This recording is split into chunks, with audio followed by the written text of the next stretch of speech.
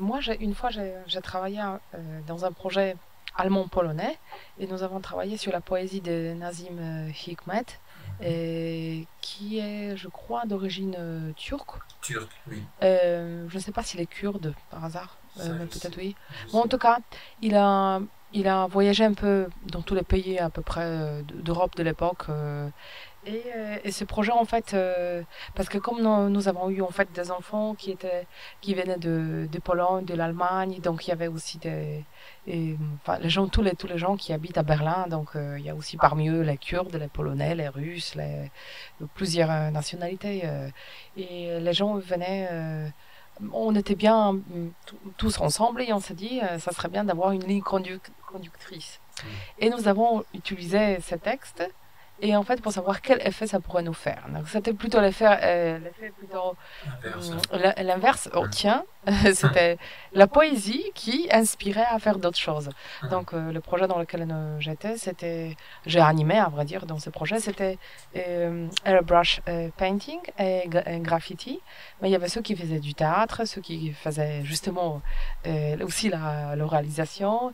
Il y avait il y avait Fire Show, il y avait pas mal de projets et un projet musical qui essayaient de s'inspirer de ces textes et de créer quelque chose. Mm. Ouais. Ah, c'est bien, mais ça c'est la poésie. La poésie est un art et c'est un art qui est fait pour nous rassembler, pour nous parler autrement, comme la peinture nous parle autrement, etc.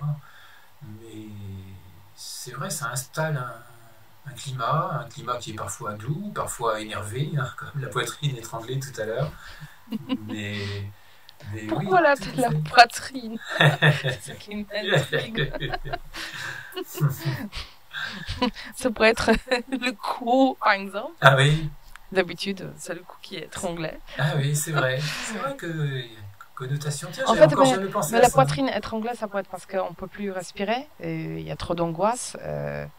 On peut pas respirer librement. C'est comme Oui, tu sais, on est étouffé. les mots viennent comme ça et on n'y réfléchit même pas. D'ailleurs, ça m'est venu assez vite pour l'écriture de ce texte.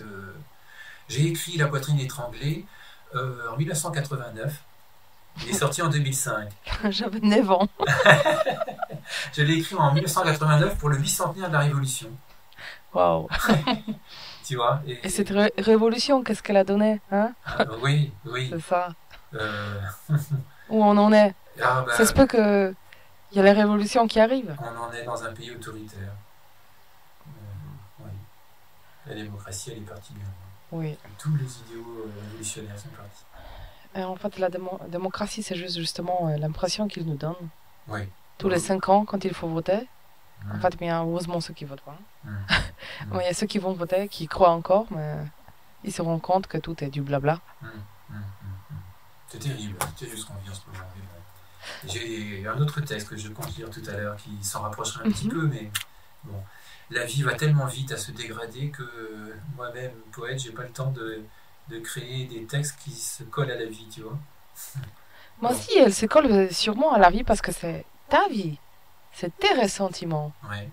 Donc, enfin, et tes ressentiments viennent d'extérieur quand Mm, même. mm, mm, Tu vois. mm, mm. Voilà, donc tout a un impact. Oui, oui, oui, absolument, absolument. Tout est lié. Mm, mm, mm.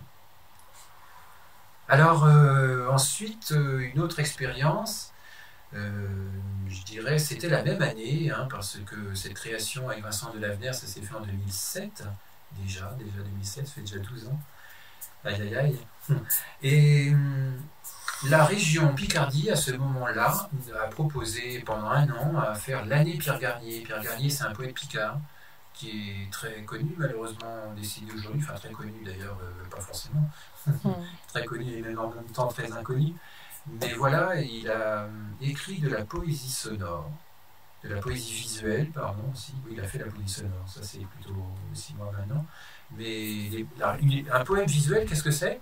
C'est par exemple un soleil qui est fait avec les mots. Les mots forment un soleil. Bon, tu sais, c'était un peu les calligrammes hein, Oh oui, oui, c'est comme au début du XXe siècle. de Oui, Apollinaire, oui, oui, oui. oui, oui.